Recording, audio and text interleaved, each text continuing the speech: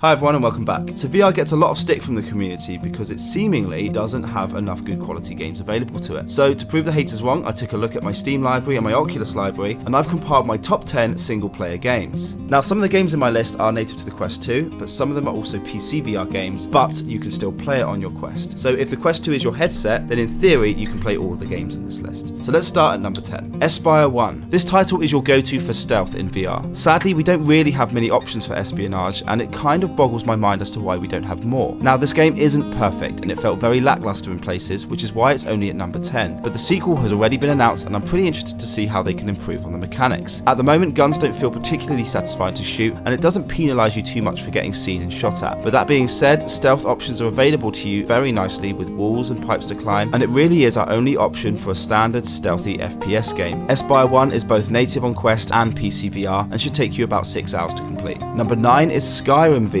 I'll keep this short because Skyrim is Skyrim and VR doesn't improve the experience all that much, but what I will say is that if you haven't already played this game to death and you do fancy another replay, I'd recommend switching to VR for it. It has some amazing views to check out, the bows and arrows work really well in VR, and with the right mods this can be an amazing experience inside a massive RPG world. You can play Skyrim on your Quest using a PC and it will take you about 20 to 30 hours to complete the main story. Number 8 is Asgard's Wrath. So those of you looking for an RPG built specifically for VR, here is your answer. This game is super pretty and really long. I've only played a few hours of it myself, and although I love the work and dedication that has gone into this game, the melee combat is sadly very lacking compared to other titles, and it feels very dated as a result. You wave the weapons with no real impact on your enemies, and everything feels a bit stale when you're fighting. However, I do still enjoy this game, and I think it's a genre that really needs some love. We have loads of shooters in VR, but not a lot of RPGs. And I do love the progression system that slowly increases your strength and survivability over time. A lot of the RPG mechanics have been really solidly implemented, but it couldn't go much higher on my list due to the combat. You'll need a PC to play Asgard's Wrath, and it will take you about 30 hours to complete. It will also take up over 100 gigabytes of hard drive space, so be careful of that. Number 7 is Boneworks. This is a game I wanted to enjoy more than I actually did. I fully appreciate how incredible the physics are in this game. After all, I made a whole video on just that. But the game itself is kind of weird and not necessarily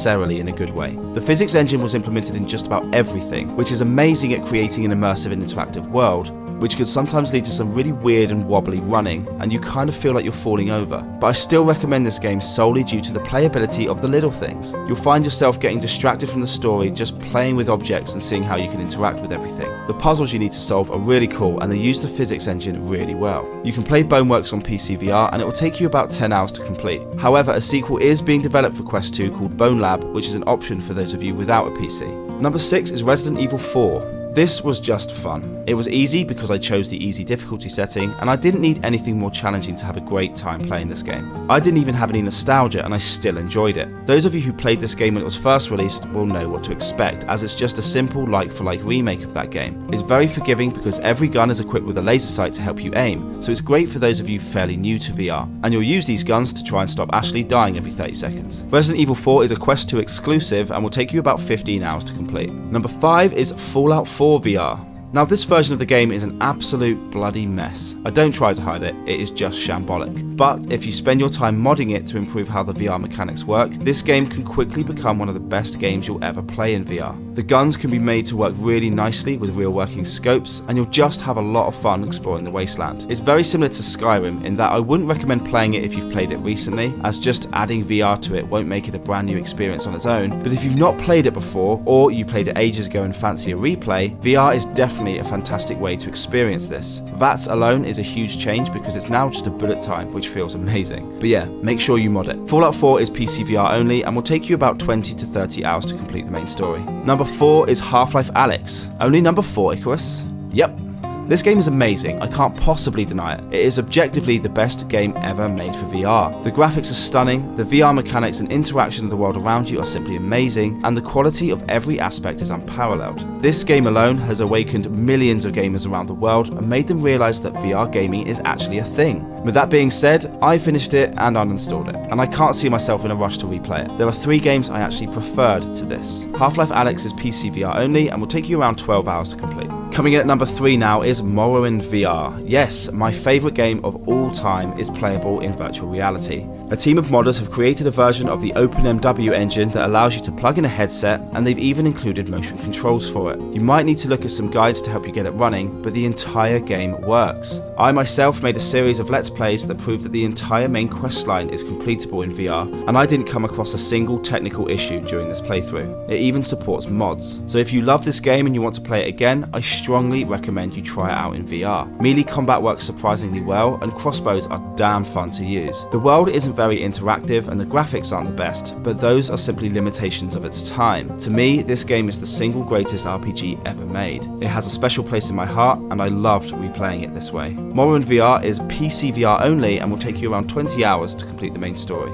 Number 2, The Walking Dead Saints and Sinners. This was my first single player game I bought when I first got my Quest, and it was incredible. The atmosphere, the use of VR with combat and looting, the RPG elements of upgrading your home and improving your character, all of these made for a fantastic experience that kept me coming back and wanting more. And for a zombie game, it's not too scary because the art style is quite cartoony, but I still felt very creeped out at times, and the game keeps you in suspense by having the number of zombies slowly increase as the days go on. And once you unlock the shotgun, this game gets very easy very quickly. But the most fun I've had in this game was with the melee weapons and how well they've implemented the brutality of your attacks. There is a sequel coming out in the near future, and I'm really excited to try it out. Saints and Sinners can be played both natively on Quest and on PC, and will take you about 10 hours to complete. And coming in at number 1 is Into the Radius. My single greatest experience in VR is this absolute beauty of a game. Into the Radius will have you venture out into a deadly wasteland to complete a series of missions for your mysterious bosses. You have an immersive backpacking system that will allow you to arrange your equipment and loot as needed, and when you've completed your mission and grabbed everything of value, you bring it back to your base to sell your junk, repair your gear, and turn in your missions. As you complete missions, you unlock better gear in the shop, which in turn allows for a gradual increase in power as you progress. Whilst it's not a horror game as such, the wasteland is creepy as hell and will make you feel unsafe and uneasy. Reloading has a very unique system of loading individual rounds into your mags before loading them into your gun, which incentivizes you to make each shot count. The atmosphere is second to none. The VR mechanics are amazing, and each time you take out an enemy, you feel a huge sense of relief. There are dangerous anomalies and entities out in the wilderness, and some of the enemies you find in later missions are just nightmare fuel. For a small development team, I have nothing but good things to say about this game, and I think they've done a fantastic job. Into the Radius is a PC VR game, but during the edit of this video has also come out on the Quest 2, and it will take you about 15 hours to complete. So there you have it, guys, and I think you'll agree that for a platform that's slated for not having many top quality games, that is a damn fine list of games that will have you playing for hours. Thank you for watching this video. Feel free to stick around by subscribing if you want more VR content, and I'll see you guys next time.